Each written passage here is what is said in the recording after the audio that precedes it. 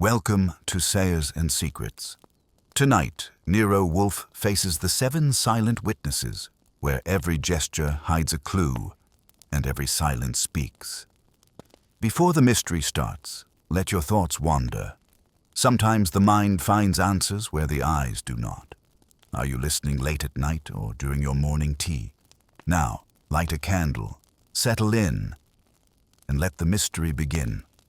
If you've ever watched Nero Wolfe refuse a client, you'd think he was declining an invitation to a barn dance.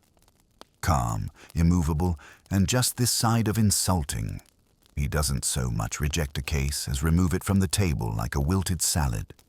I've seen it 100 times, which is why the look he gave the woman who appeared at our door that Tuesday morning made me stop in my tracks.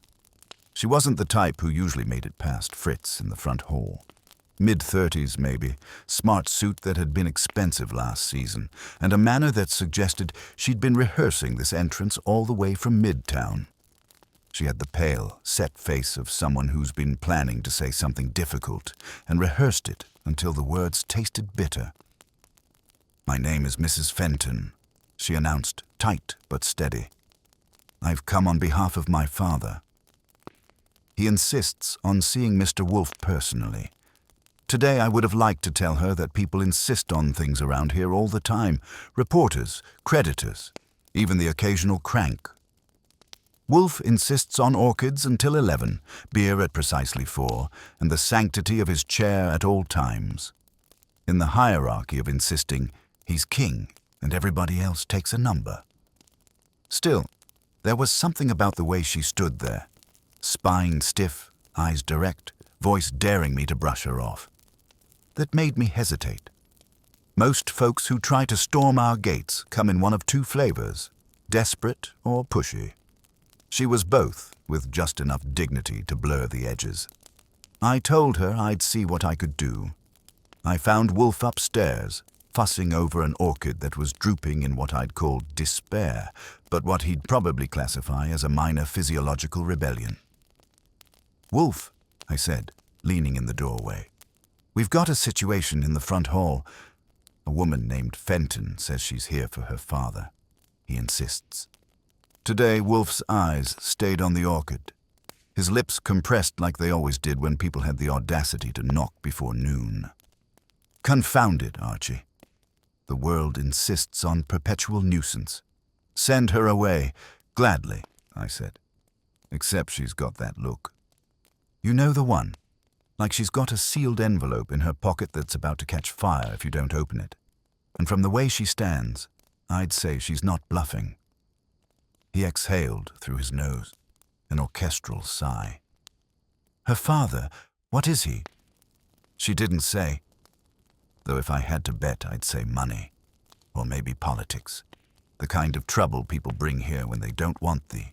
Police within 3 miles, that got him. Wolfe's head turned just slightly, enough for me to know I had him hooked on the line. He didn't bite yet, but he was circling the bait. "Very well," he muttered. "Admit her. But mind, Archie, if this proves to be trifling, you will dispatch her before she can contaminate the rug." I went back to the hall and waved her in. She followed me to the office, where Wolfe was already installed in the big chair, glowering at her as though she'd trespassed into a temple. She didn't flinch. That was my second warning sign that she was different. "Mr. Wolfe," she said evenly, "my father sent me. He cannot come himself. He has 7 witnesses who saw something that should have remained secret. They are all in danger now. He believes only you can help." I'm not often floored, but that one made me blink. Wolfe didn't blink. He almost never does. But his fingers tapped once on the chair arm, which for him is a drum solo. "7 witnesses?" Wolfe rumbled. "Silent witnesses, if I divine your meaning. This is theatrical, madam. I dislike theatre." Mrs. Fenton's jaw tightened. "They will be silenced permanently if someone does not intervene. My father insists you hear him out." Tonight, that was the 3rd warning sign. Whatever game this was, it wasn't just another jealous spouse or blackmail note. And judging from the glint in Wolfe's eye, he knew it too. He turned to me. Archie, telephone Saul. Have him available this evening. I fear we may require precaution. And just like that, Wolfe had accepted a case. Without fee, without haggling, and before lunch. Which, for him, was as close to an earthquake as you can get without the walls shaking. I didn't know who Mr. Fenton was or what these 7 witnesses had seen, but I knew one thing. The brownstone had just been disturbed, and that meant my week had taken a very unpleasant turn. Mrs. Fenton didn't stay long. Wolfe had extracted the essentials from her. Her father, Mr. Henry Fenton, was a retired financier who had made a habit of avoiding publicity and cultivating silence. He was now too ill, she explained, to move about much, and would not enter the brownstone himself. Instead, he had summoned us to come to him that evening. Wolfe, predictably, refused to budge. He did not leave the brownstone under any circumstances short of war, earthquake, or a summons from the president that came with both a private chef and a greenhouse. So, he sent me, and that was how I found myself, not long after dinner, steering the Heron sedan through the kind of drizzle that turns Manhattan streets into a smear of light and shadow. Mrs. Fenton had given me the address of a townhouse off Park Avenue, old money territory, where the facades looked grim enough to outlast a siege. When I got there, the house was dim, not just on the outside, but from within. A butler whose face had seen better decades admitted me without question and led me to a drawing room. Mr. Henry Fenton was there, propped up in a wingback chair by a small fire. He was gaunt in the way rich men sometimes get when the fortune stays put, but the flesh has other ideas. His eyes, though, were bright and fixed on me with a peculiar intensity. "You are Mr. Goodwin," he said, in a voice like dry paper. "Nero Wolfe does not stir from his lair." I expected no less. "Sit down." We must be plain, I sat, making sure to keep an easy posture. Plain is my favorite flavor.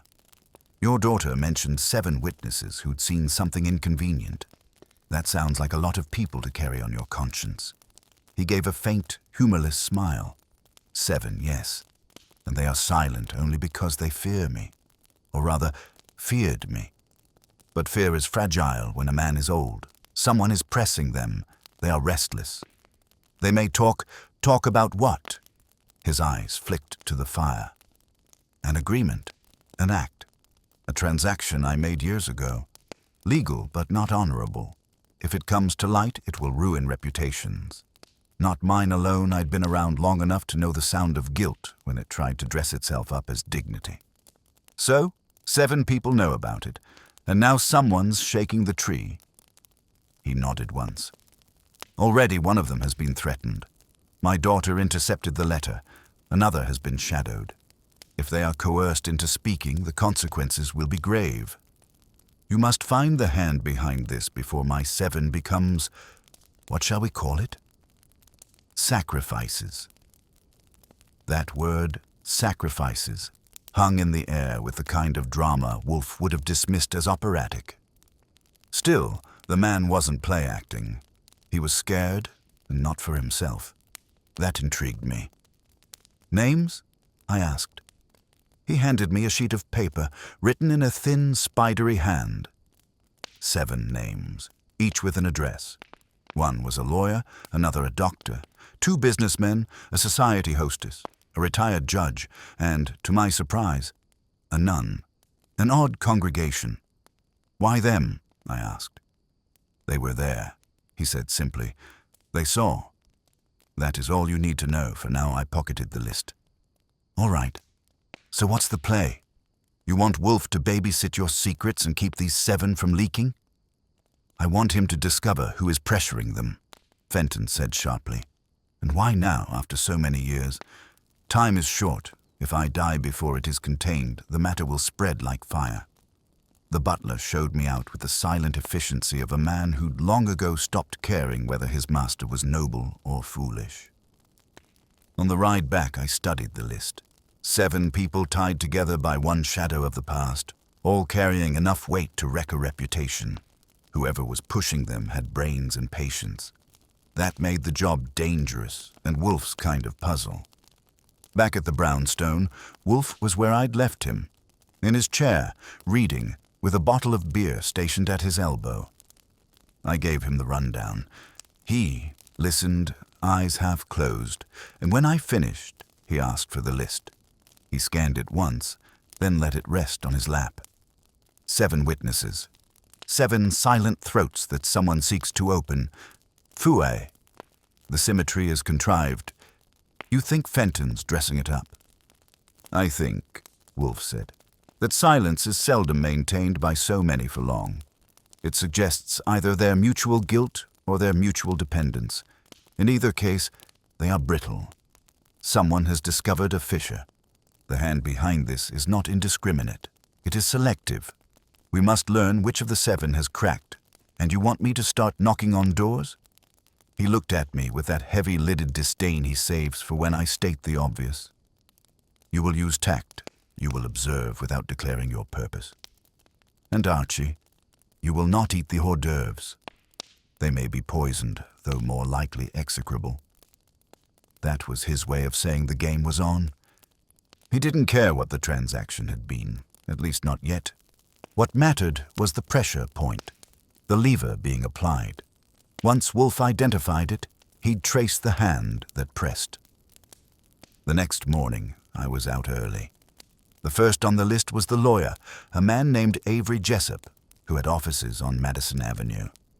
Jessup was slick in the way lawyers are when their collars cost more than your whole suit. He remembered Fenton's name but claimed not to have seen him in years. When I mentioned old matters, his eyes flicked sideways and he made a neat pivot to the topic of real estate law. He was hiding something, all right, but I didn't press. By the time I'd seen the second name, the society hostess, Mrs. Althea Rivington, I was convinced Wolfe was right.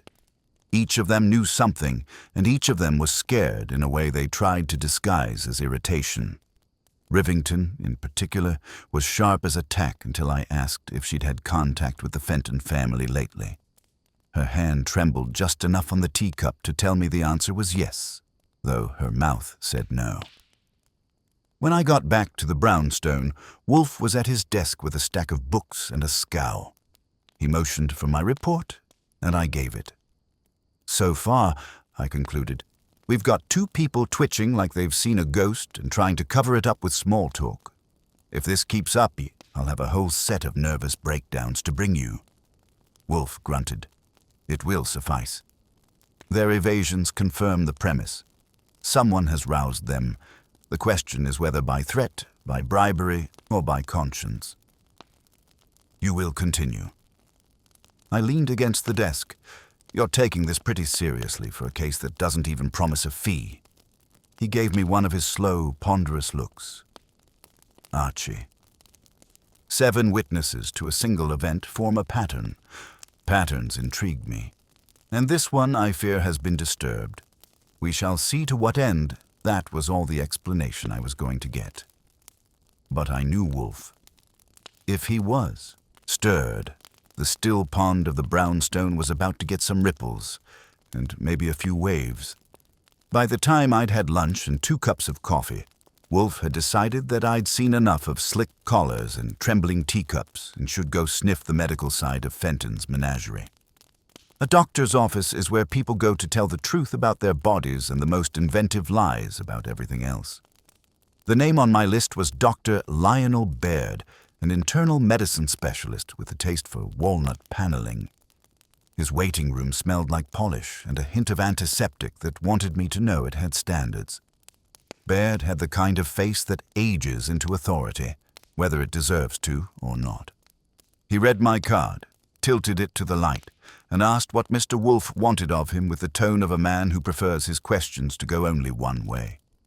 I told him I was canvassing acquaintances of Henry Fenton for a prospective article on philanthropic dinosaurs.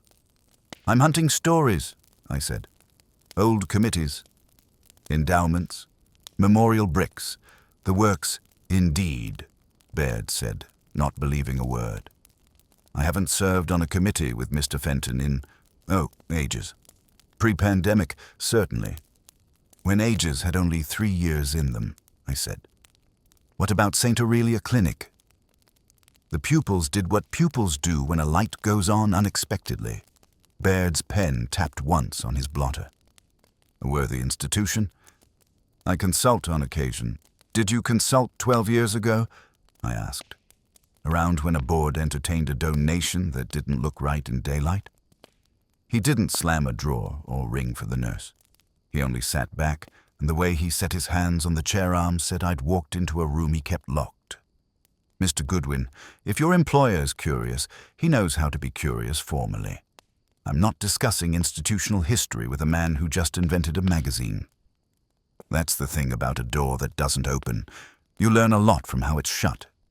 Baird escorted me out, as courteous as a funeral.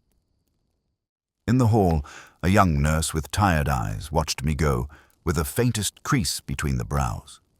If I'd asked, she might have told me something, but Wolfe didn't want gossip. He wanted the joint that held the bones together. I let it go. The retired judge was next, one Elliot Rusk, whose town apartment looked like a book's idea of a judge's apartment. Spines, busts, a portrait of himself when the hair was darker and the benches higher. Rusk walked with a cane he didn't need for walking so much as for punctuation. Mr. Goodwin, he said, after he'd weighed my card as if it might tilt the scales of justice. I know who Mr. Wolfe is. If he has questions, he may send them to my chambers. Oh, forgive me, to my living room in writing. We don't have an in-house stenographer, I said. I'm following nostalgia. They say you once sat in on a private mediation as a favor to a philanthropic board. Sound familiar? Private mediations aren't subject to your nostalgia, he said dryly, nor to curiosity, yours or Mr. Wolfe's. Somebody's making your old colleagues nervous, I said. They're writing letters and tailing people. 12 years is a nice round number for a memory to suddenly get expensive. Rusk brought the cane down softly on the carpet. Judicial, not angry. You are insinuating a crime. There was none. If there had been, the proper venue would not have been a clinic's conference room. Then what was the venue? I asked. A quiet parlor with 7 chairs. His eyes, pale and sharp, scanned me like I was a brief he'd skim and still grasp. Mr. Goodwin, if you repeat the word 7 here again, I'll begin to suspect arithmetic is your speciality. Good day, that made the 2 doors shut gently and firmly. The third, I hoped, would swing open for virtue's sake. The nun on my list, Sister Imelda, wore a habit modern enough to pass a city inspector. She kept a tiny office in a church basement that smelled of wax and coffee.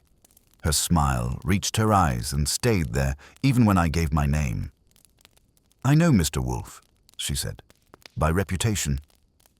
He has a mouth that slices and the patience of an olive tree. Depending on the topic, he's more olive oil, I said. Sister, I'm trying to keep people from being hurt by an old decision that may have been legal, but left bruises. Did you ever serve at St. Aurelia? She folded her hands. Yes. 12 years ago. Yes. And you met Mr. Fenton in a room with several others? Yes. There it was. 3 yeses like stepping stones. Something happened, I said. Something you all agreed to seal. Now someone's prying. Her smile faded, but not her calm. When people with money and people with need meet in a room, a bargain is struck. Sometimes it is just. Sometimes it is merely efficient. 12 years ago, a child died. The clinic could not survive the scandal. A donation was made. Papers were signed. Mothers kept their faith. The institution kept its doors. She paused. I signed a promise. I have wrestled with it. Who else signed? I asked gently. She shook her head. I have told you more than I intended. The rest is not mine to say. Then tell me this. Who is stirring it now? A face I do not know, she said. But there has been a man watching.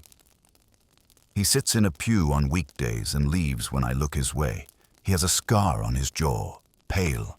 He smells of bay rum that was useful and smelled less like incense than the rest. I thanked her and left her with the kind of nod I keep for people who do the hard things quietly. On the street, a sedan idled too long and too near. When I stepped toward it, the driver's hat brim dipped and the car slid off the curb like it had somewhere holier to be. I marked the plate and moved on. If they were tailing me, they hadn't read the manual that says not to look like a tail. Back at the brownstone, Fritz had a pot roast auditioning for immortality, and Wolfe had a look that said the orchestra of his thoughts had reached the part with the cymbals. I delivered Baird's resistance, Rusk's pomp, and Sister Imelda's measured confession. Wolfe's eyelids lowered until he looked half asleep, which is not an accurate measure. "A child died," he said. "There was a donation. Papers were executed. The institution lived. The 7 were present to witness and to bind their tongues. 12 years hence, agitation begins." He opened his eyes. "The year is not arbitrary. 12 is a useful unit in law and finance. Limitation periods, trust maturities, insurance tails. So someone's clock ran out," I said, "and the man with the bay rum chin is shaking the trees." "Either on behalf of a claimant who has just reached majority," Wolfe murmured, "or for a rival interest that wishes to unseat St. Aurelia's board. Mr. Fenton's fear is not of prosecution.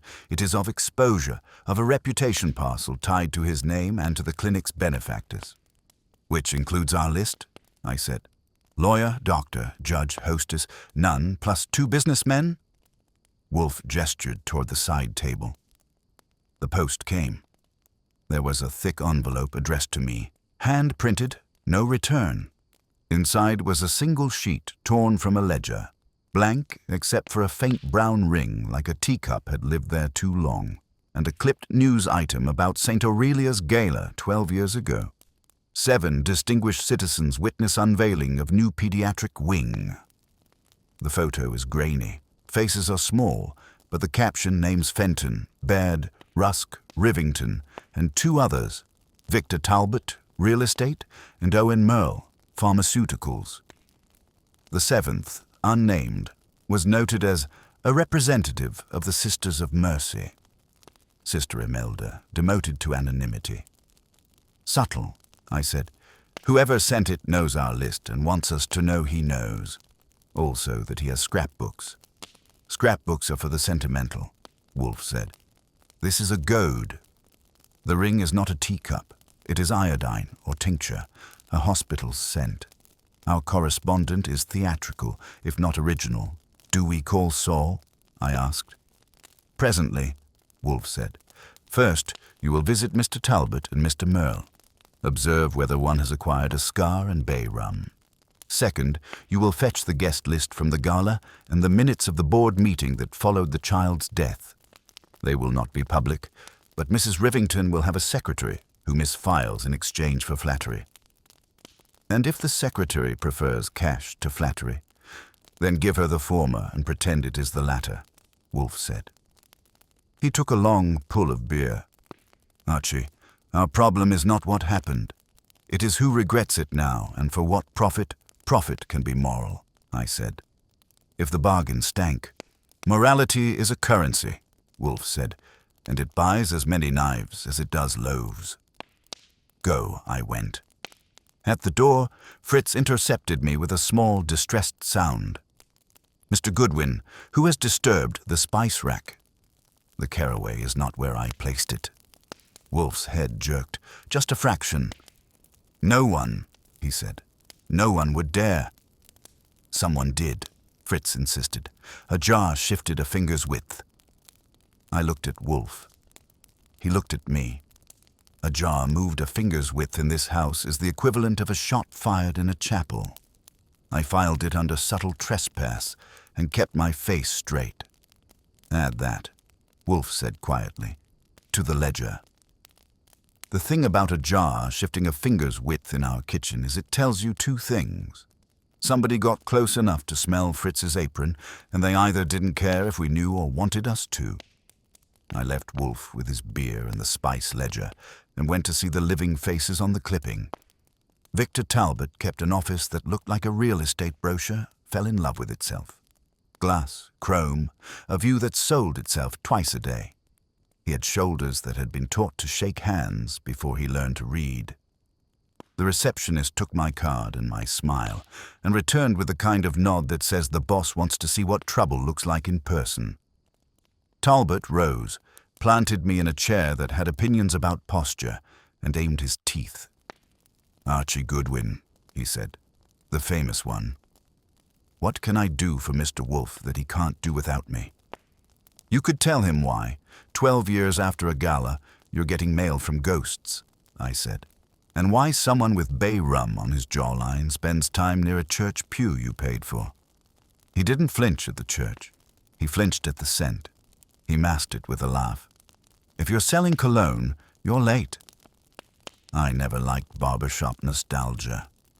"You liked St. Aurelia," I said, "enough to pose for a check-size photo. You were there for a private gathering before the wing went up. Papers were signed. You signed." He leaned back, fingers steepled, propping up sincerity with confidence. "I've signed papers in rooms all my life. If you're hinting I signed something that killed a child, Mr. Goodwin, be careful. I'll sue your vocabulary. I'm hinting you signed something that kept a clinic open and a story shut. Now somebody's charging admission to the story. Have you had visitors?" "Of course I have visitors," he said, and his jaw hardened against the easy. "Investors, tenants, people who think Manhattan has secrets left.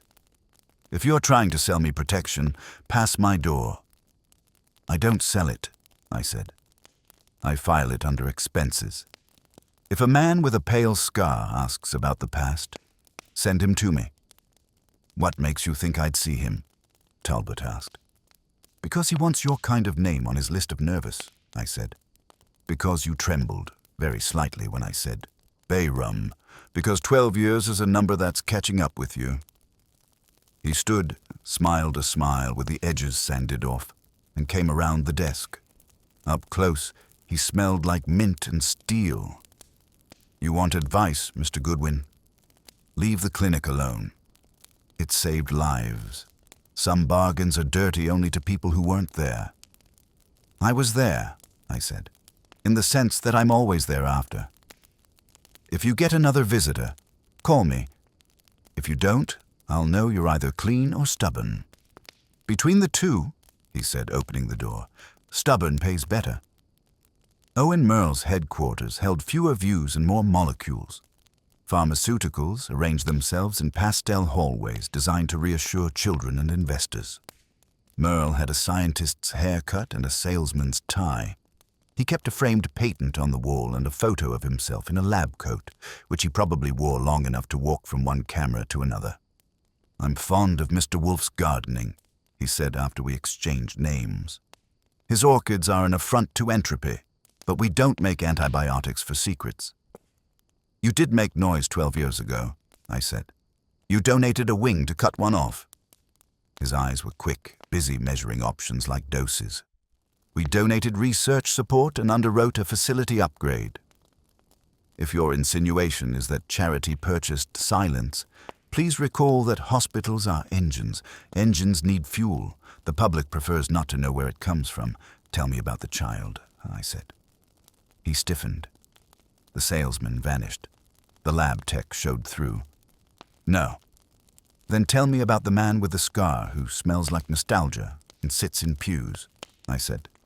"Is he yours?" "If I had a man like that, I wouldn't let him smell like anything," Merle said. "Good day." "Has anyone asked you recently to revisit old files?" I asked. "Or to contribute to a fund for a claimant newly adult?" He didn't answer. He looked at the patent and then at me. "Do you have a warrant?" "I have a list," I said, and left him with his frames. On the way to Rivington's, I gave the tale a chance to stretch its legs. I drifted, paused, checked a window, checked a street lamp, doubled back. The sedan from earlier wasn't behind me. A different one was a gray Plymouth with a dent above the left headlight. When I stopped to look in a pharmacy window at a display of toothbrushes arranged like Roman spears, the Plymouth rolled on and turned right, unhurried, innocent. There was no whiff of bay rum when I crossed the corner, but the air did have the crisp, clean nothingness of a man who knows not to advertise. Althea Rivington's building had a doorman who gave me that narrow-eyed calculation that asks whether your shoes belong on marble. I kept them there and got sent to the second floor, where a secretary named Gloria sat at a desk as orderly as a chessboard. She had hair pinned in a plan and the alert expression of a woman who can find anything except her own free afternoon. "Mrs. Rivington is not receiving," she said. "Nor, as it happens, are her files." "I'm not proposing matrimony," I said, installing a smile. "Just nostalgia. The gala at St. Aurelia 12 years ago. I'm writing about philanthropic trends. The trend is to leave people alone," she said, not hating the line. "What do you actually want?" The guest list and any minutes or notes from the board meeting following an unfortunate incident preceding the gala. She did not reach for a button or a phone. She tilted her head. "That's awfully precise nostalgia." "I'm awfully precise," I said, "and generous."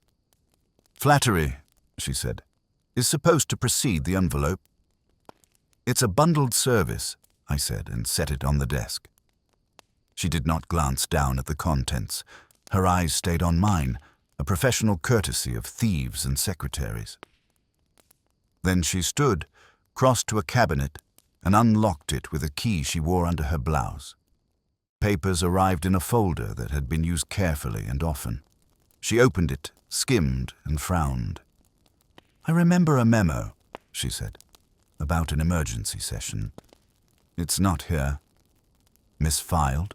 I suggested. "Or borrowed," she said. "2 weeks ago, a gentleman from a foundation asked to review Mrs. Rivington's philanthropic correspondence for a profile. Very polite. Grey suit. Smelled like a barber shop. He had a small scar here." She pointed to her jawline. "When I returned with a tray of coffee, he had replaced everything exactly, except the thing I cannot now find." "What foundation?" "The Bray Fellowship," she said, "which I later learned does not exist." I took the copies she was willing to sell and left her with a promise of attribution and a better lunch hour. In the elevator, I studied the cover sheet. Names we knew, names we didn't. A notation in the margin in Rivington's hand.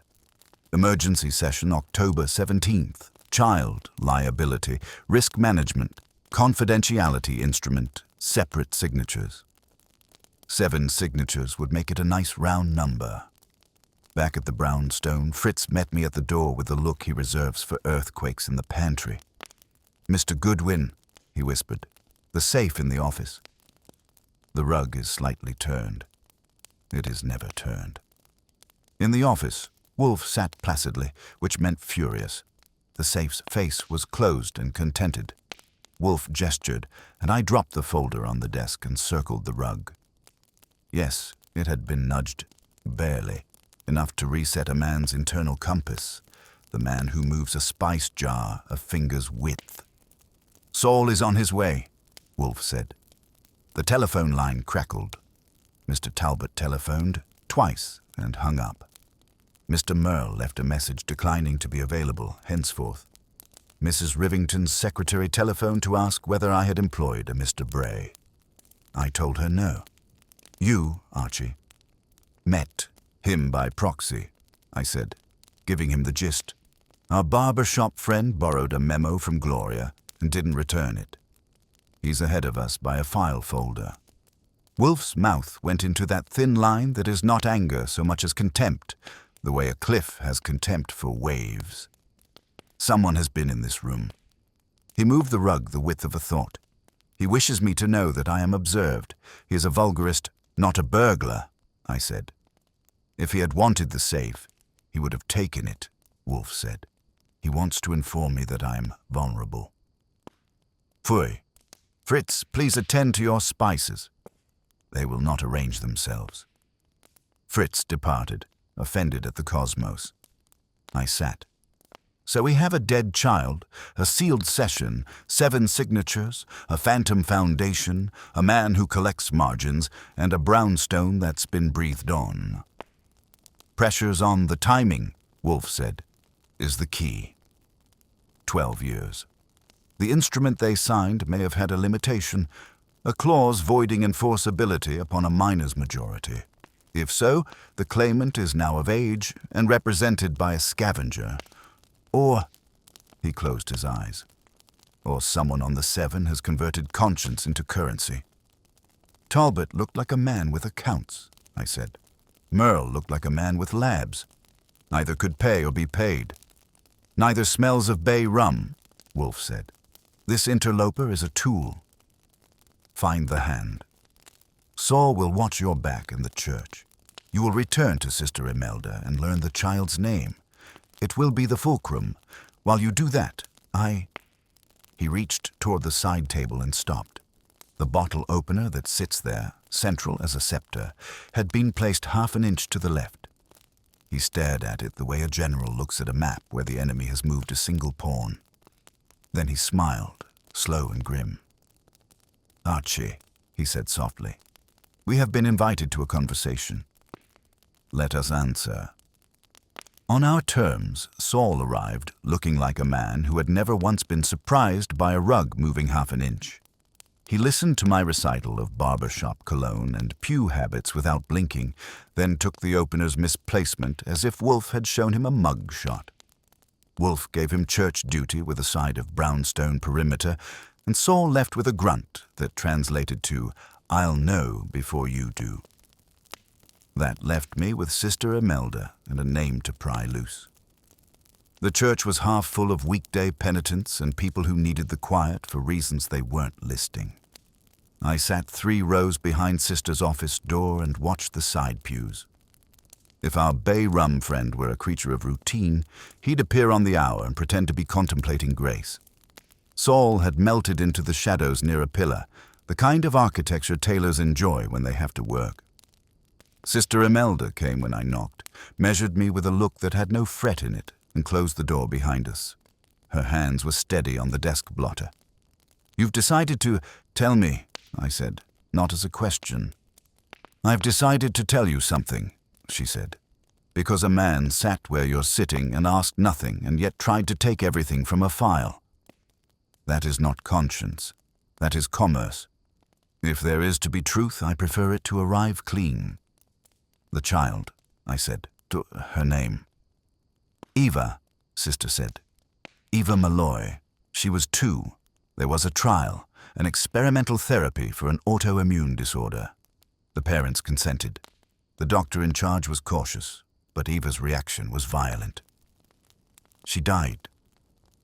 Sister's voice didn't falter, but she looked down once as if to acknowledge a weight at her heart that had been sitting there 12 years and counting. There were questions about whether protocols had been followed exactly. There were rumors that the therapy was pushed to meet a funding window. Whose funding? I asked, though the answer was already illuminated by Owen Merle's patent glow. "The donor insisted on speed," she said softly. "The clinic leadership sought to preserve the institution. A settlement was proposed to the family, anonymous, sealed. The board convened an emergency session to approve a confidentiality instrument and to consummate a donation that would sustain the clinic.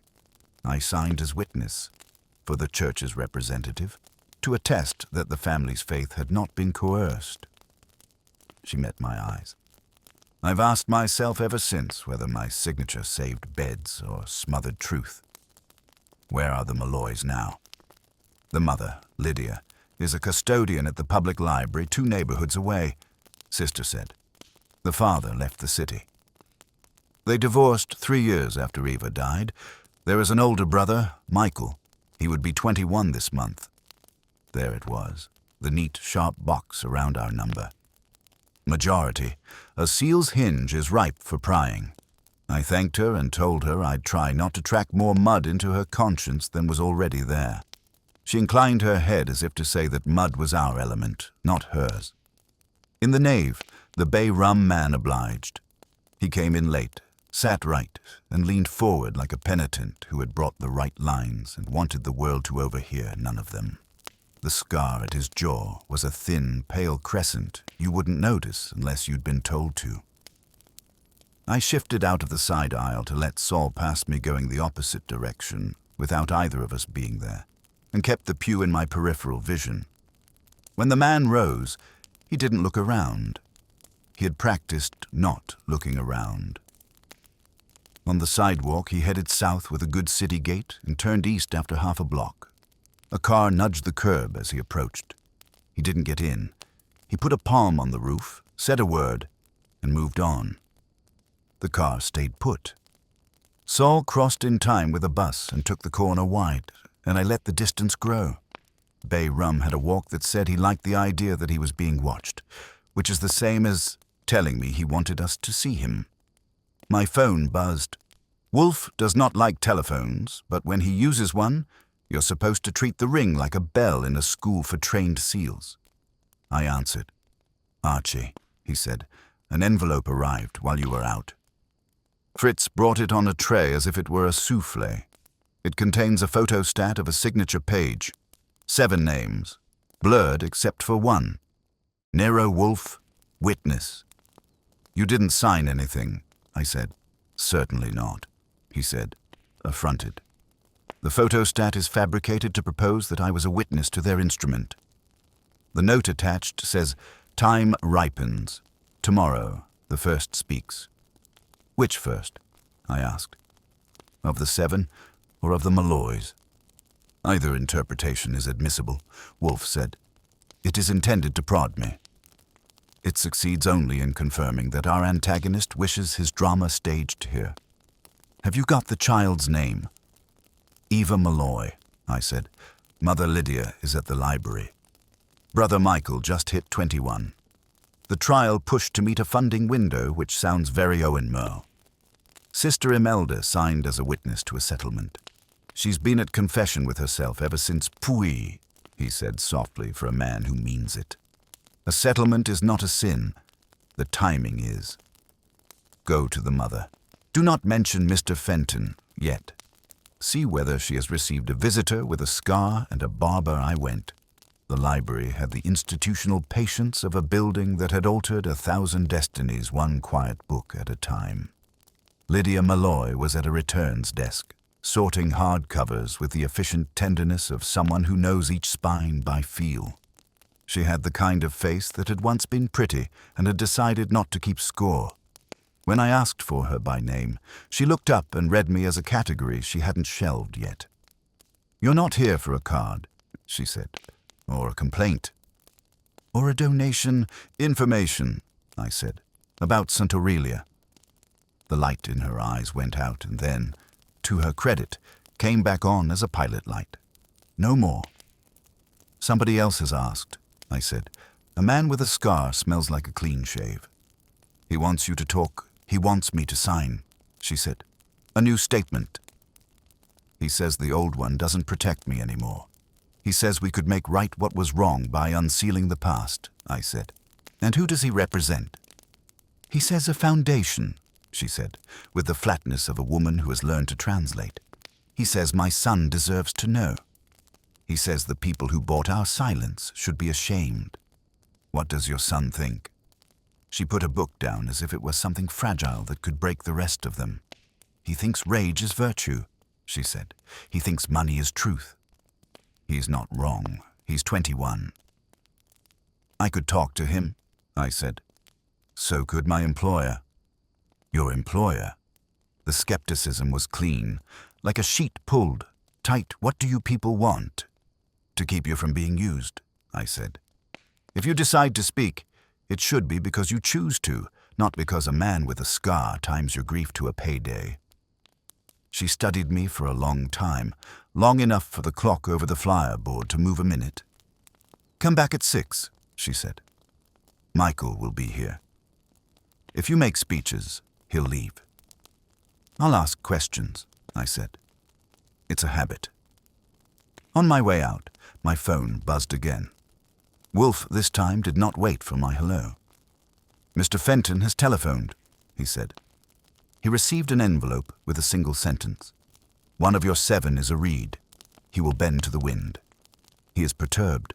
Also, Mr. Jessup, the lawyer, has just been relieved of several file folders by a thief who left the latch unscratched and the dust displaced a hair's breadth. "So the pressure is now a general issue," I said, "and Jessup's office has learned to move its rug." "Saul reports our barber attended church and then visited a pay telephone," Wolfe said. He made 3 calls. One to a number we recognize as Talbot's office. One to a public hospital. One to a florist. A florist? "Men who like theater prefer props," Wolfe said. "Archie, after you see the Malloys, you will go to Talbot's again. Ask him how many lilies he prefers on a conscience. Then," he paused. The pause was small, but I've measured them for years. "Then come home. You expecting more mail?"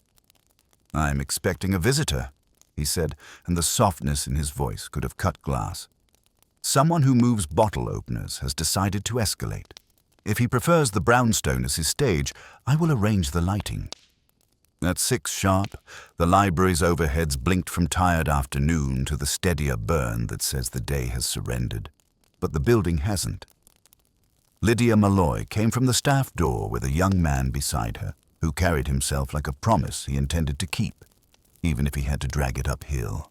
Michael had his mother's eyes without the weathering, a jaw that wanted arguments, and a chip on one shoulder that had paid rent there for years. "You're the man who wants us to be careful," he said as we stepped to a reading table that had seen more civility than we were bringing. "Everyone says that when it's their turn to keep us quiet." "I want you not to be used," I said. "If you speak, it should be for you, not for a stranger's calendar." "Your boss works for the rich," he shot back. "The clinic, the donors, the 7. The 7 are not a choir," I said. "They're a committee that made a bargain that may have saved lives and cost yours a truth." "I'm not blessing it. I'm telling you the man with the scar. What's he calling himself?" "Bray," Lydia said, the name flat and small. "From a fellowship that can't be found." "Right. Bray is not your conscience. He's a pry bar. When did he first show?" 3 weeks ago, Michael said. "Right after my birthday." He knew the date. His mouth went tight. "He brought papers?" "He said the seal was nothing now, that we could finally force names into light.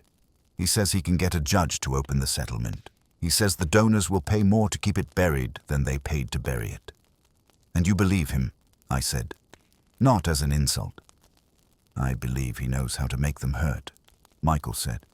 "And I want them to know my sister's name without me whispering it at a grave no one visits." Lydia's hand floated, then settled on his sleeve. "He also said we should sign a statement with him listed as our representative," she said. "For a fee." "Of course he did," I said. "How much?" 30%, Michael said. He dared me to call it greed. I didn't. "He promised proof," Lydia added. "He said he could get files." "He can get files," I said. "He'll get them from the people who were there, by fright or by theft. He's already been to a secretary's cabinet, a lawyer's office, and my kitchen rug." Michael's eyes ticked. "Your what?" "Never mind," I said.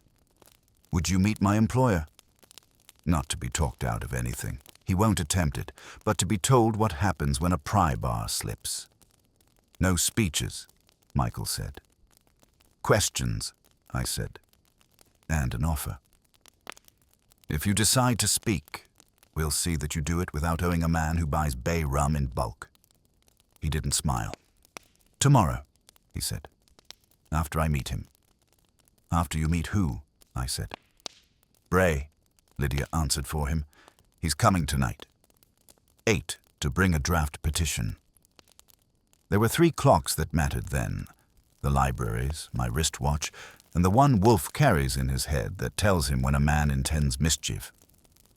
I thanked them both and asked for one favor. When Bray arrived, call me.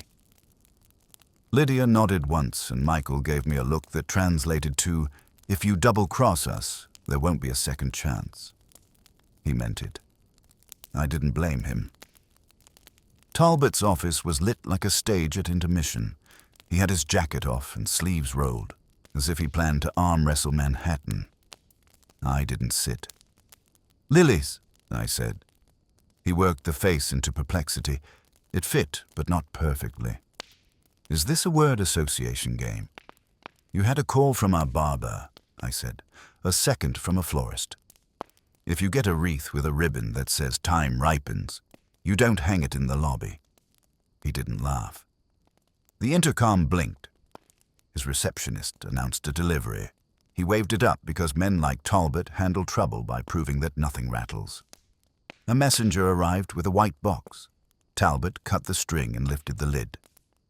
Lilies. The card was small and courteous. A token of remembrance. "T.B. Bray is a B," I said. "He likes initials. If he sends one to Merle, the card will be M. He's telling you the alphabet is his." Talbot stared at the lilies a second too long, then slid the box back. "What exactly are you offering, Mr. Goodwin? Because if your employer intends to convene his parlor and make grand speeches, My employer intends to keep a file thief out of his house and a scare artist out of yours," I said. "If you have anything you regret in writing, move it to where regret can't reach it. If you get another floral sonnet, call me. If you get a visitor who smells like a barber shop, don't let him handle your pens." He walked me to the door, all politeness and armored nerves. "Some people," he said, "are very sure they'd have made a different choice. They weren't there. Some people," I said, "are sure time grants them a do-over. It doesn't. It grants you an invoice." The brownstone was waiting the way a boxer waits between bells. Still, attentive, slightly offended it must wait at all. Fritz had cooked something restorative on principle, and Saul had phoned in twice with negatives that are positives in our line. The pew was empty after 7. The Plymouth tail had switched to a Chevrolet with cleaner hubcaps. The florist that rang Talbot also had an order en route to a pharmaceutical HQ. Wolfe's eyes rolled over me once. "You smell of paper and lilies." "Talbot got his bouquet," I said. "Card signed TB. He put on a show for me about not being rattled. He's rattled. Lydia and Michael will meet you tomorrow if they live through Bray at 8. You may get a call. I shall be here," Wolfe said. "As will you, after you pay Mr. Merle a visit and confirm his florist's message. You expect me to sniff his lobby." "I expect you to be seen," he said. "Our correspondent prefers stages. Let us give him one where the lighting is mine." Before I left, Fritz poked his head in with the expression of a man who has discovered a philosophical error in a soufflé. "Mr. Wolfe, the salt cellar on the dining table has been turned a quarter turn to the left." "Good God," I said, "because there are lines even New York won't cross." Wolfe's nostrils flared. "Archie." "I know," I said. "Ledger." I made it to Merle's building in time to watch a courier carry out a flattened white box with a familiar florist's sticker. The lobby receptionist didn't have to tell me a bouquet had arrived. She volunteered it with the breezy relish of a woman who recognizes gossip as a company asset. I left a card and a shadow of my nose on the glass and let the cameras have their fill. If Bray wanted us to know he could stroll through our circles, I wanted him to know he wasn't the only one who could be theatrical. When I got back, the brownstone had a visitor. Not Bray, not yet, but his scent arrived first. Bay rum, thin and of a brand that pretends to be older than it is. Fritz had left the front door unlocked for 1 minute. "The butcher," he explained, mortified. That was enough for a man to step inside, cross the hall, and stop at the threshold of Wolfe's office. He didn't enter. He placed an envelope on the floor, pushed it in with his shoe, and retreated without a sound. I came in on the tail of it. Saul, from the kitchen entrance, made a motion that meant he had a plate number and 2 partials. Wolfe didn't rise. He didn't need to. He stared at the envelope as if it were a mushroom he hadn't ordered. I picked it up with 2 fingers and brought it to the desk.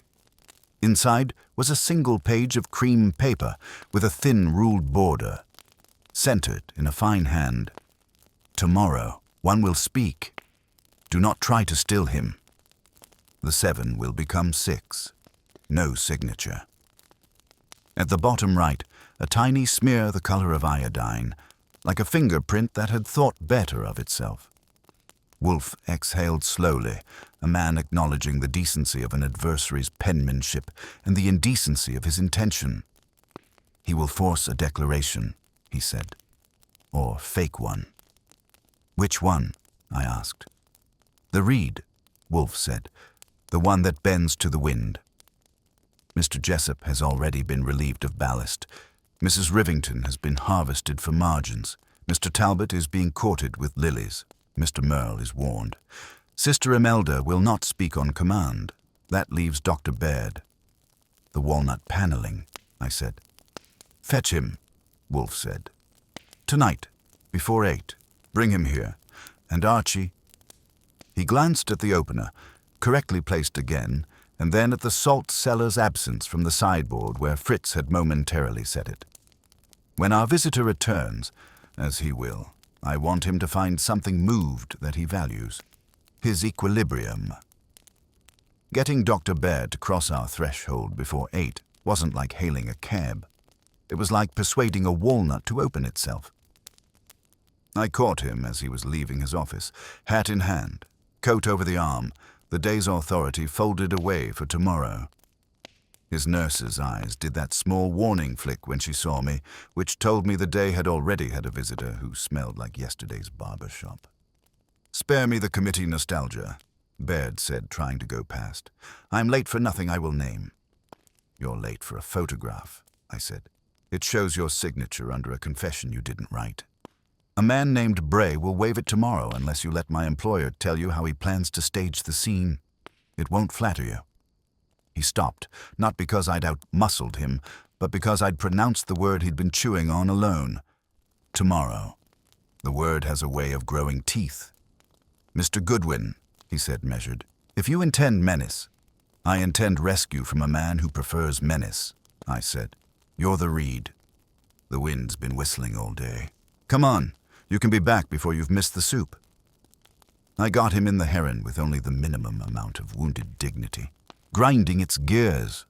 On the way, he tried the respectable objections, doctor-patient confidentiality, institutional ethics, the sanctity of boards and signatures. I let him drain them. When he paused, I said, You had a visitor 3 days ago. Pale scar, cheap righteousness. He offered you a clean breast, pre-typed, and an arrangement to protect you if you gave him a public head to put on a pike. You didn't say yes. He left lilies with 2 of your colleagues and took a memo from a 3rd. That sounds like conscience to you, or commerce. He stared out the window. He showed me a copy of an incident report. It shouldn't exist outside the clinic. It bore my name on the routing line. He's been shopping, I said, and stealing. If you give him your voice, he'll spend that too. Wolfe didn't get up when we arrived. He never does for doctors unless they bring a diagnosis for the orchidarium. He inclined his head. Baird offered his credentials like a passport at a border. It was enough. Wolfe nodded at the red leather chair as if it had been reserved under Baird's name for 12 years. We will assume, Doctor, Wolfe said, that your duty to an institution and your duty to truth are, at present, at odds. A clumsy man is pushing you toward a declaration to suit his schedule. Before you oblige, I must know 3 facts. 1. What deviation, if any, occurred in the therapy that was administered to the child? 2. Who urged that deviation? 3. What instrument you signed that night, and whether it binds you now? Baird folded into the chair and let the air out of his chest like it had been asking to leave. The protocol called for a dose escalation only upon laboratory confirmation. He said the escalation occurred on clinical signs alone. The attending, Dr. Klee, believed time was critical. He had reason, but he had been encouraged to meet a trial milestone. Encouraged by whom? Wolfe asked. Baird's hand moved on the armrest, a small confession in skin. "A liaison from Merle's company," he said. "A research coordinator with a talent for numbers over nights. The funding tranche would be released if the cohort completed within the quarter. The clinic was in desperate need. The board had been told by Mr. Fenton and Mr. Talbot that the donation would be matched if the trial met its window. Mrs. Rivington promised a campaign to salvage the clinic's name if it did. So a necessity was constructed," Wolfe murmured. The judge presided in mercy, the lawyer drafted a seal, the nun attested, the doctor signed to keep the engine running, and a child died. "What instrument bound you?" "A confidentiality and non-disparagement agreement," Baird said, "separate from the family's settlement, which was handled by counsel. We, those of us present, agreed not to speak of internal deliberations or deviations. It was indefinite, but conditioned on the family's acceptance and the clinic's continuing obligations. I believed it bound me, morally if not in law. And now Bray proposes to liberate you," Wolfe said, the word liberate tasting like nettles, "by making you his spear." "He brought a draft statement," Baird said. "It was theatrical. It placed me as the man who had kept silent to protect my career. It named names not my own." Wolfe's mouth pinched. "Bray needs a headline and a witness who sounds expensive. He will make you contemptible to inflate his fee." The phone rang. Fritz, who would normally rather wrestle a roast than carry ill-timed wires into the office, brought it in as if it were a souffle with dynamite in the center. I took it. Lydia's voice was tight as a string. "He's here," she whispered. "He says 10 minutes. Michael wants to sign delay him," I said. "Tea, coffee, a stapler that jams. Put the phone on the table and don't mute it." I set the receiver on the blotter, and Wolfe angled his head so he could hear without granting the device dignity. Bray's voice arrived like a radio drama from a station that paid in envelopes. Smooth, reasonable, with that tiny buzz of a man who likes the sound of his own fairness. "A simple petition to unseal, Mr. Malloy. Not a suit. The court will be sympathetic. You are of age. You have a right to know why your sister died. This statement from Dr. Baird will accompany—" "Dr. Baird hasn't signed anything," Michael said. "He will," Bray said, patient as a metronome. "He understands the weather has changed. The public likes doctors who repent. If he won't, we proceed without him. But we'll get him." Pages slid. A pen clicked. "Initial here." Wolfe closed his eyes, not to sleep, but to map. When he opened them, they were saffroned dark. "Doctor," he said, so quietly it moved the furniture, "you will telephone Mr. Bray now. You will tell him you will deliver your statement at 9 in the morning, here. Because Nero Wolfe, whom he has been courting with petty trespassers, will host it with witnesses. You will make your voice sound resigned. Can you do that?" Baird stared, then nodded once. "Yes." I dialed the number Lydia had provided. Baird took the phone and produced resignation like it was a specimen he kept in a jar. "Mr. Bray?" "Dr. Baird." "I'm prepared to speak. Mr. Wolfe insists I do so in his office at 9. If you want your theater, take his stage." He listened, then hung up, color returning to his face the way a man gets it back after a cold plunge. "He agreed," Baird said. "He tried to haggle. I said 9 or never." "Good," Wolfe said. "Archie, notify Mr. Fenton that his 7 will be asked to attend at 9:30. Tell him I require them as audience, not chorus. Saul will collect Miss Rivington and the judge. Mr. Talbot will come if it means possessing the room. Mr. Merle will come if only to supervise his damage. Sister Imelda will come, because she wants to be clean. Jessup?" I asked. "Send him a cab," Wolfe said, and a warning that I will not tolerate drafts being removed from my carpet. The phone on the blotter chattered again, Lydia, this time, briskly over the whisper. "He's gone," she said. "He didn't like the change. He said it was risky to put Mr. Wolfe in the middle."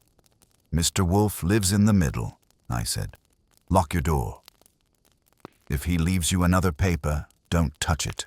We'll bring a notary who doesn't smell like excuses. We hung up. Wolfe leaned back and watched the ceiling with the interest he usually reserves for a rare fungus. He will come early, he said. He will poke, preen, and perhaps move something the width of a thought. Fritz! He raised his voice, and Fritz appeared, the salt cellar freshly squared. The chain on the front door, adjust it so that it closes with a whisper and opens with a note. Fritz, who speaks recipe and keyhole, nodded. Baird stood. Am I to stay? You are to dine, Wolfe said. It will calm your hands. After, Mr. Goodwin will see you home and sit in your hall until midnight. If Bray sends a bouquet, we will press it. We ate. I won't trouble you with the menu, except to say Fritz wrestled the world back into order with herbs that hadn't been moved. After, I drove Baird back and let him into his building. The hall smelled of polish and the faint ghost of old tobacco. I took a chair under the sconce where I could see the elevator and the stairs. At 11:50, a man came up, took in the situation without pausing, and went down again. No bay rum, something cleaner and duller. Not Bray. When I let myself back into the brownstone a little after 1, the chain gave the faintest note as it lifted, exactly as instructed. In the office, the bottle opener sat precisely where it should be. The safe was untouched. The rug was square. Wolfe had not gone up. He sat with the book open and his eyes not on it. He didn't come, I said. Oh, he came, Wolfe said. He pointed to the desk blotter. In the upper right corner, indistinguishable unless you knew the paper like a map, a tiny, perfect crescent was pressed into the surface. A fingernail mark. He prefers to talk with his hands, Wolfe said. Tomorrow, we answer in ours.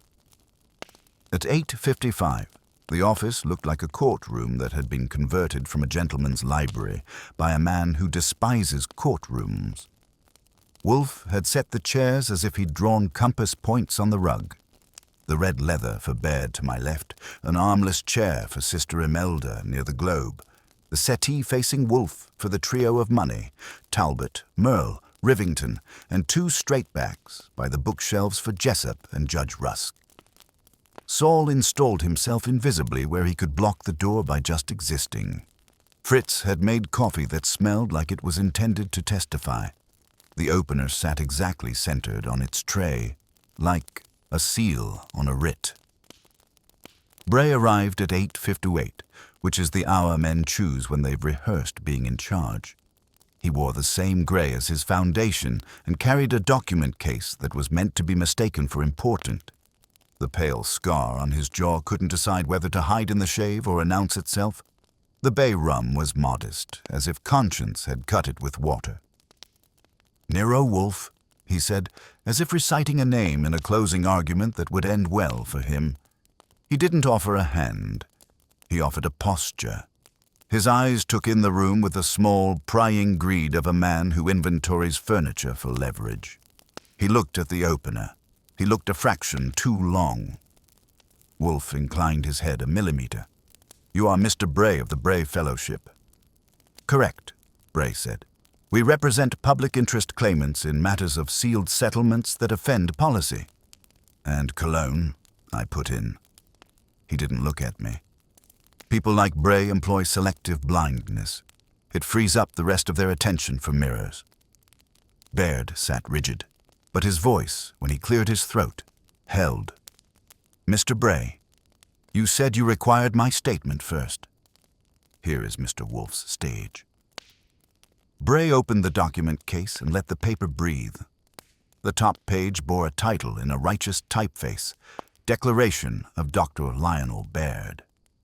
He slid a copy toward me and another toward Wolfe, keeping the original aligned with his case like he feared infection. It is plain, he said smoothly. Dr. Baird acknowledges an escalation contrary to protocol, undertaken to satisfy a funding timeline influenced by donor pressure. He identifies participants by role. The court will unseal. The public will judge. Your role, Wolfe asked. Bray's smile did the patient thing. Counsel to the Malloy family and their petition. We take no fee from their recovery. Only a modest percentage for services. 30%, I said. Plus expenses for lilies. He let that go with a blink that said the joke would be billed back to me. Wolfe's forefinger touched the margin of the top sheet and stayed there, as if feeling grain could substitute for reading. Doctor, Wolfe said without looking up, is this your voice? Baird swallowed. No, he said. It is a voice that has been approximated. The facts are accurate enough to sting and crooked enough to shame. Lawyer, Wolfe said, turning the page over with care as if it contained bristles, is this your draft? Jessup's mouth flattened. I have not drafted anything for Mr. Bray, he said, nor for the Malloys. My files were disturbed. Judge, Wolfe said, his tone making the word into a title deed. Does a court unseal for a petition that begins with theater? Rusk tapped his cane once, lightly. A court unseals for cause? Rhetoric is not cause. Bray's eyes slid to Rusk, adjusted, came back to Wolfe. The cause is a dead child, he said evenly. The cause is a sealed bargain that traded truth for convenience, written by the people in this room. Not written, Sister Imelda said gently. Witnessed. There is a difference, if only of posture. Bray turned to her, and his voice found a lower register designed to convince women they were safe. Sister, you signed your name to a contract that enabled harm to stay hidden. She did not flinch. I signed to keep a clinic from drowning the guilty and the innocent together. I have prayed daily that I was not mistaken. Talbot shifted, the first rattle of medals under a suit. Mr. Wolfe, he said with an effort at command that clanged in the air, what is the purpose here? To let this man lecture us. If the mother wishes to speak, she may. We will answer in proper venues. Your florist answers anywhere, I said. How many tokens of remembrance did you receive last night, Mr. Talbot? 1, 2. Talbot's jaw set. Merle glanced at him and then anywhere else. Bray maintained serenity like a salesman maintains a demo. Don't let them see the switch. Wolfe set the paper down as if it had failed to live up to being paper. Mr. Bray, he said, before we proceed, I require 3 clarifications. You will indulge me, or you will leave. I confess I would prefer the latter. Bray's smile cooled. Ask. First, Wolfe said, you placed an envelope at my threshold last night. Do not waste air denying it. The chain sings when it lifts. You enjoy small intrusions. You also enjoy that others notice them. Bray's shrug was the exact size of plausible deniability. If you received a communication, it was a courtesy. Second, Wolfe went on, you sent to Mr. Talbot and Mr. Merle floral messages with initials that are intended to suggest your imprimatur. They are not yours. TB is not Bray. You sign another name when you are not signing your own. Bray didn't move. Talbot did. His gaze snapped to the lilies on the console table, where Saul had helpfully arranged them in a spare vase. The ribbon, a token of remembrance, drooped with expensive grief. Third, Wolfe said, you fabricated a photostat implying that I witnessed the instrument 12 years ago. You intended to prod me into your theater. Here I am. Now you will answer. For whom do you work? Bray considered, measured the room, and chose the route that had less gravel on it. For the Malloys? No, Wolfe said, lazy as a cat watching a canary tidy its feathers. You work for a purse that prefers to stay behind a pew. You carry the scent of bay rum not because you fancy it, but because he does. His habit marks you. Wolfe's eyes moved, not to Talbot or to Merle, but to Jessup. Lawyer, will you tell us who first put Mr. Bray onto your files? Jessup's face went judicial in the way that tells you he never had the temperament for it. Client communications, he said. I am bound. You were relieved of files, Wolfe said. Your binding was cut. Very well, he looked back at Bray. Then I shall tell you. You were engaged not by grief, but by a contingency wrapped in philanthropy. The instrument contained a clause that dies at majority. Someone read it recently with the eye of a man who likes investments that mature on a calendar. He commissioned you to shake 7 trees at once. Your lilies are advanced marketing. Bray's mouth tilted, not quite a smile. Mr. Wolfe, this is colorful, but a dead child is not a metaphor. Neither is a trespass, Wolfe said, and his voice lost its velvet. You have entered my house.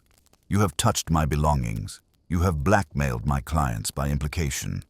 You will answer one question plainly. Who brought you to St. Aurelia first? Name or leave. Silence has shapes.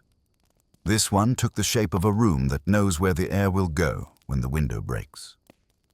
Bray let it stretch, the professional's calculation that silence is a better lever than talk. Then he tried to throw it back. The name, he said, will be in Dr. Baird's declaration. No, Baird said, and the words surprised him by arriving firm. My declaration will be mine or nothing, and it will not be read by you. Then we are finished, Bray said, gathering his papers with a neatness that meant he'd practiced rage for a mirror and decided it wrinkled his suit. He turned as if the door were a verdict. Not quite, Wolfe said. At 9:30, the people in this room will answer a single question.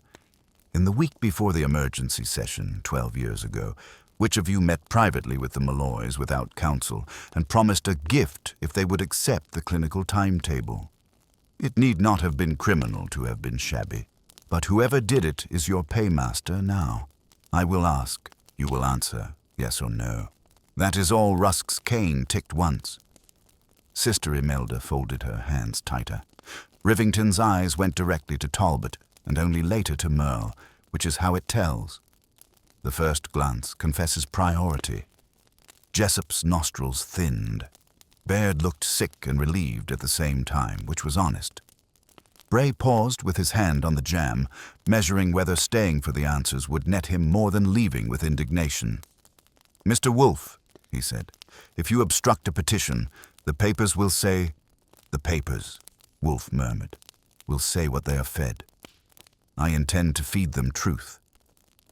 He lifted a finger, and Saul's weight, which had been theoretical, became gravity. Bray recalculated, did not test it, and departed with his cologne and his case. Fritz, who has a bishop's sense of timing, appeared with fresh coffee. Wolfe watched the room the way a conductor studies an orchestra, when a motif has finally declared itself. At 9:30, he said, we begin again. We did not break. We held. The room held with us as if the brownstone had decided it would tolerate being a theater for one morning more, provided the script was Wolfe's and the props stayed exactly where they. At 9:30, the brownstone did what no civic chamber ever manages. It started on time. Wolfe didn't raise his voice or a gavel. He didn't need either. The seating stayed as it was, the coffee refreshed, the opener in its jurisdiction. Lydia and Michael Malloy sat together on the far edge of the settee, not among the 7, but close enough to hear the truth if it showed its face. Mr. Fenton had sent a note that influenza forbade his appearance, but his daughter attended in his stead, chin lifted, watching as if she meant to memorize anyone who looked away. Wolfe began as promised. We will proceed with one question, he said. Answer yes or no. In the week before the emergency session 12 years ago, did you meet privately, without counsel, with the Malloys to promise a gift if they would accept the timetable? He pivoted left. Doctor. Baird's knuckles were nearly the color of the chair. No. Judge. Rusk set his cane tip on the rug with the care of a man who likes straight lines. No. Lawyer. Jessup stared at the middle distance as if precedent might wander by and rescue him. No. Wolfe's eyes moved to Rivington. The society hostess had dressed for sunlight, no matter the weather. Her lips parted, closed. "No," she said, and 2 seconds later added, "I met with Mrs. Malloy, with council present, about arranging parish support. I did not promise a gift." Sister Imelda folded her hands tighter. "No." Merle's turn. He smoothed his tie, which was unnecessary and therefore telling. "I did not." Talbot had been leaning into a smirk that wanted company. When Wolfe's gaze landed, he widened it to something like wounded sophistication. "Absolutely not," he said. "I meet people only with counsel. My counsel will swear to it." "Counsel was on a ski trip that week," Jessup said, not quite under his breath. His eyes stayed forward, which is how daggers are thrown without turning the wrist. Talbot turned half a degree toward him. "You weren't the only lawyer in Manhattan," he said very pleasantly. Wolfe lifted a finger, a conductor correcting tempo. "Good. Now that we have 7 no's, we can decide which one is useful. Mr. Goodwin." I stood. I hadn't dressed for court, but I'd shaved the edges off. "2 items," I said. "First, the flowers. Courier logs show 2 deliveries last night, one to Mr. Talbot's office, one to Mr. Merle's. Same florist, same ribbon. Both ordered by telephone from a pay phone at 8th and York at 7:19. The florist's clerk, who remembers men with old-fashioned cologne, wrote the initials supplied by the caller, TB. She assumed they were his. She was wrong. They were an instruction I faced Talbot. "Your initials fit, Mr. Talbot." But Bray uses them when he wants to advertise who holds his leash. He called your office from that same payphone 3 minutes earlier. The exchange logs it. Your receptionist said you were in conference but took the call. Your call back to that payphone came at 7:32. It did not connect. You were, I'll grant you, busy selecting vases. Talbot's smile had teeth in it now. "If a blackmailer telephones me, Mr. Goodwin, I do not hang an announcement in my lobby." "Second item," I said. 12 years ago. Mrs. Rivington's files include a note. VT insists timing. Will bridge if board reluctant. No counsel present. Friday, Hotel Galatea. Private parlor. The memo itself is missing. Your Mr. Bray borrowed it. But the secretary keeps a habit Sister Imelda would approve of. She duplicates her own handwriting in a daybook. The page is intact. I tapped the copy on Wolfe's desk. Friday, 2 days before the emergency session. Hotel Galatea. Private parlor. Rivington's eyes were on the paper, then on Talbot, as if she'd ached to look there for 12 years. "Victor," she said, very soft, and the softness was not fondness. Talbot let that pass as beneath his notice. "Hotel parlor," he said to me. "Do you propose I was there to strum a lute?" "You were there to promise a bridge," I said, "not because you're charitable.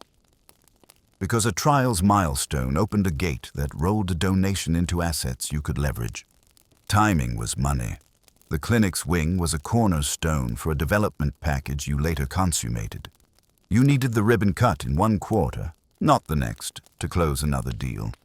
Your gift to the Malloys, scholarship, stipend, choose a polite noun, secured speed. "That's imagination dressed as audit," Talbot said. He spread his hands. "Do you have a photograph of me serenading a widow with a calendar?"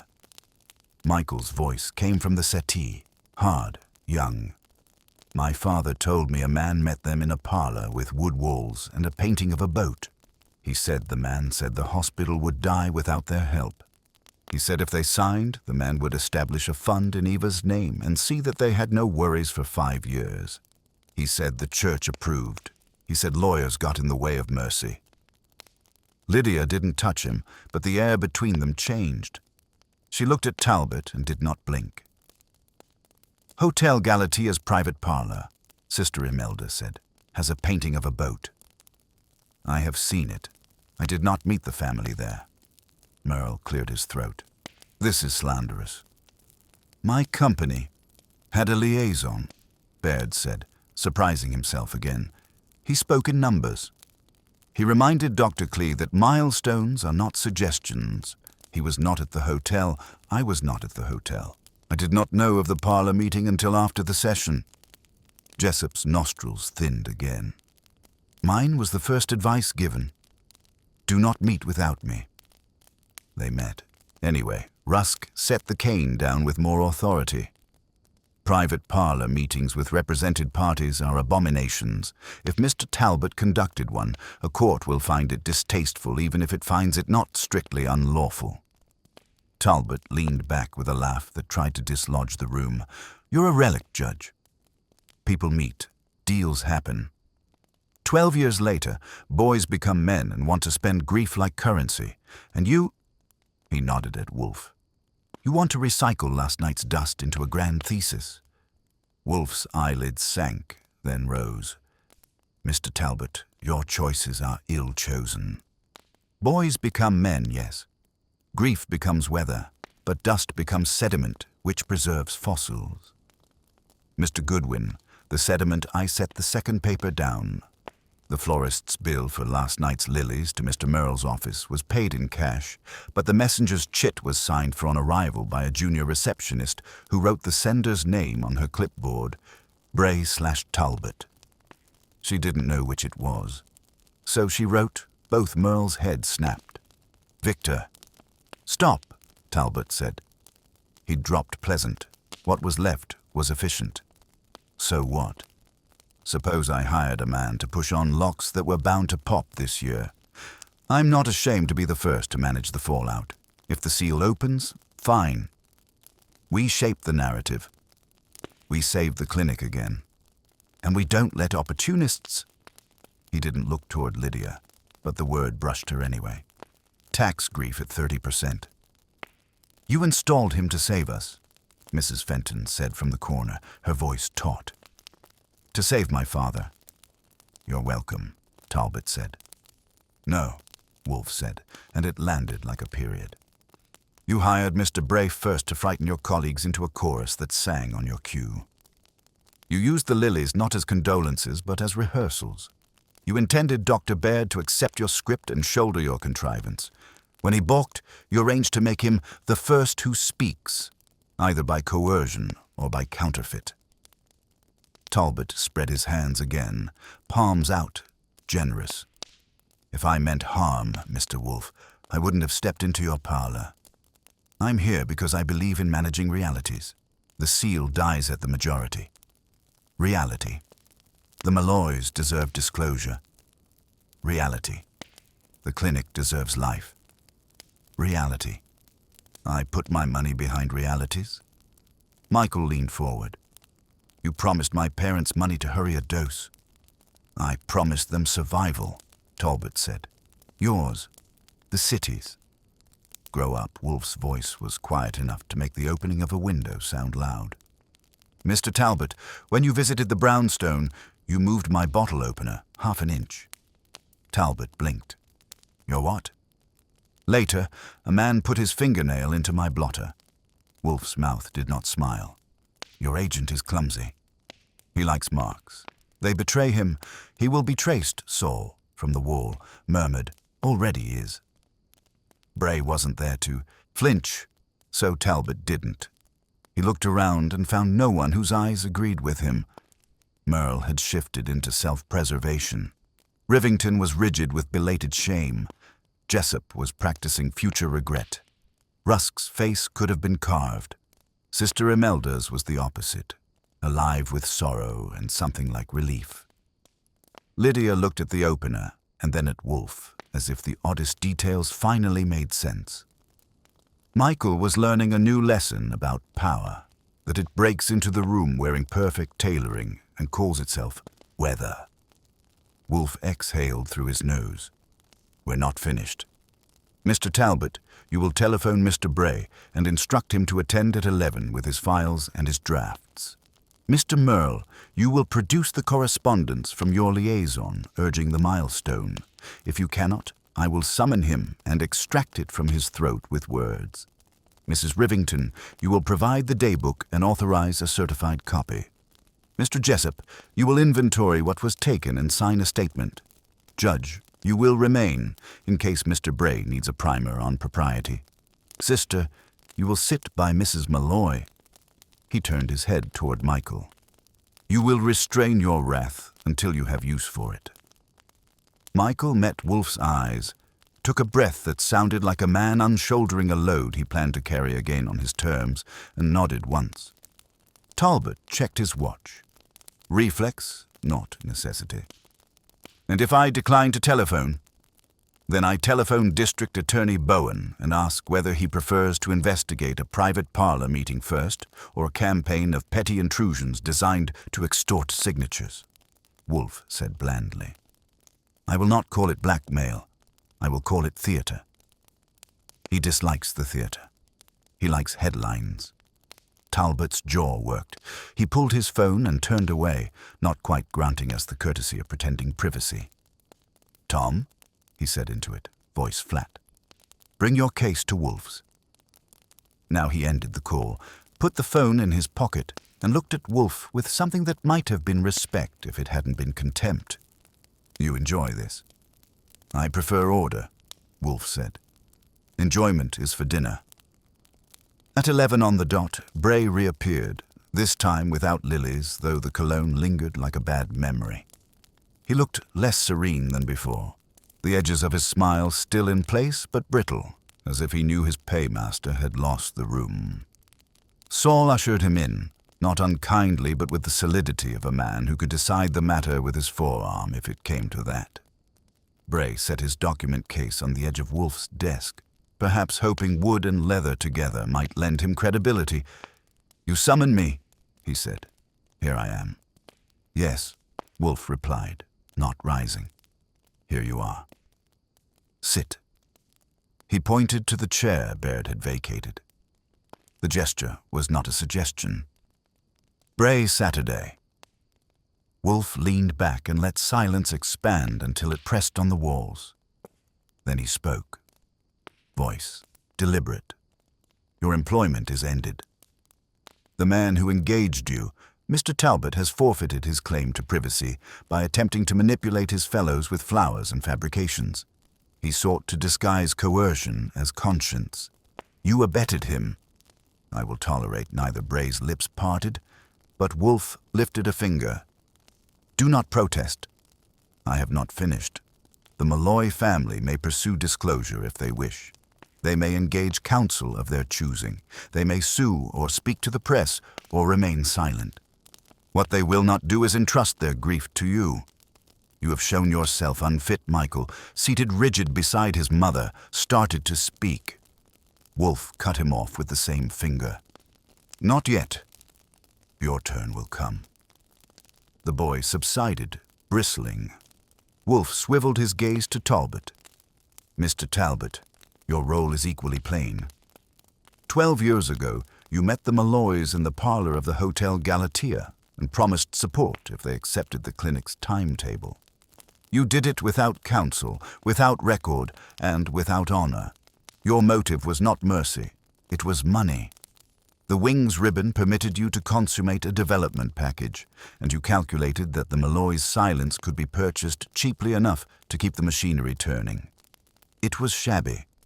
Worse, you have repeated the error by employing this, he flicked a hand at Bray, to corral your colleagues like cattle. Talbot started to rise, but Saul's shadow lengthened in his direction. He stayed seated. His lips compressed into something meant to look urbane and landed closer to strangled. Wolfe's eyes moved to the rest. You others share the burden. Each of you witnessed, signed, or stood silent while expedience triumphed. You may tell yourselves you saved an institution. Perhaps you did, but the debt has remained and the bill has now been presented. I cannot absolve you. I can only place the truth in order. He drew in a long breath and let it out. Here is the truth. Dr. Klee escalated against protocol. He did so under pressure from Merle's liaison and the clinic's desperation. The board convened an emergency session. Fenton and Talbot urged speed. Jessup drafted a seal. Rivington promised to shield the reputation. Sister Imelda lent her name to the appearance of faith. Baird signed to preserve continuity. Rusk presided to keep the proceedings civil. A child was dead. The wing was built. 12 years later, the boy comes of age, and the reed— his eyes flicked briefly at Baird, who flinched— is meant to bend to the wind and provide a headline. Instead, the reed has found a spine. The room stayed still. Even Bray seemed momentarily silenced by the weight of it. Wolfe sipped his beer, the only sound, and went on. Now, resolution. Mr. Talbot, you will resign from the board of St. Aurelia immediately and issue a public statement that you have chosen to step aside for personal reasons. You will provide the Malloys with the funds you promised. 12 years ago, retroactively, with interest. Mr. Merle, you will deliver to Mr. Jessup the internal correspondence from your liaison, which will be placed in escrow in case future litigation requires it. Mrs. Rivington, you will supply the daybook copy to the same file. Judge, you will certify that the documents exist and are held securely. Dr. Baird, you will write your own declaration, in your own words, and you will sign it when it pleases you, not before. Sister, you will counsel the Malloys if they ask it, and if they do not, you will pray for them in peace. Mr. Bray, you will leave New York and take your cologne with you. If you do not, I will deliver to the district attorney a record of your intrusions, forgeries, and fraud. Archie has it ready. He enjoys errands. I patted my pocket. Bray swallowed. His confidence had run out of vowels. He gathered his case and stood, but Wolfe did not dismiss him yet. One last word, Wolfe said. You fancied yourself clever by shifting my opener and marking my blotter. You sought to show me I was vulnerable. I am not. I am here. You are not. Go. Bray left. Saul followed, just long enough to make sure the man's shadow did not linger on the sidewalk. When the door closed, the silence that fell was thicker than before. Michael rose abruptly. That's it. He resigns. They shuffle papers. My sister is still— Michael, Wolfe said, voice like a dropped stone in a well. Do you imagine justice is a sword? It is a scale. The weight does not vanish. It shifts. Your sister is dead. No instrument can alter that. But her name is spoken here, in front of those who sought to bury it. That is no small thing. If you choose to speak further, you will be heard. If you choose to sue, you may, but you will do it with eyes open. Not as a pawn in another man's game. Michael's mouth worked. He looked at his mother, then at Sister Imelda, then back at Wolfe. At last, he nodded, emotion both grudging and grateful. Lydia's eyes glistened, but she inclined her head once. Thank you, she whispered. Wolfe grunted, which in his lexicon was the equivalent of a benediction. That is all. Archie, see them out. Mr. Fenton's daughter as well I did. Outside, the autumn air had more bite than earlier, as if the city itself had been holding its breath and now let it out. Michael shook my hand stiffly. Lydia gave me a look that said the ledger wasn't closed, but at least someone had written in it. When I returned, the room was empty, save for Wolfe in his chair, eyes half-lidded. Fritz had cleared the cups. The lilies were gone. Saul had taken them for disposal. Order had reasserted itself.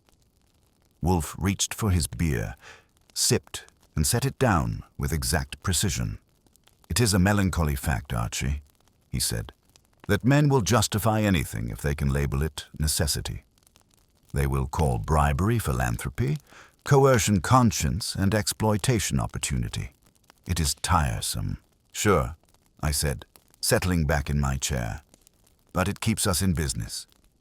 He closed his eyes, a faint smirk ghosting his lips. Dinner will be at 7. Fritz proposes duck. Let us hope no one disturbs the salt, and that was that. The brownstone, once again, was quiet. The world outside, noisy and shabby as ever, could fend for itself. Inside, the opener sat exactly where it belonged. Wolfe had restored order, and I had my notes. Another ledger closed. Another secret was dragged into the light, not with a bang, but with Wolfe's calm, immovable voice. And that's how it always ends.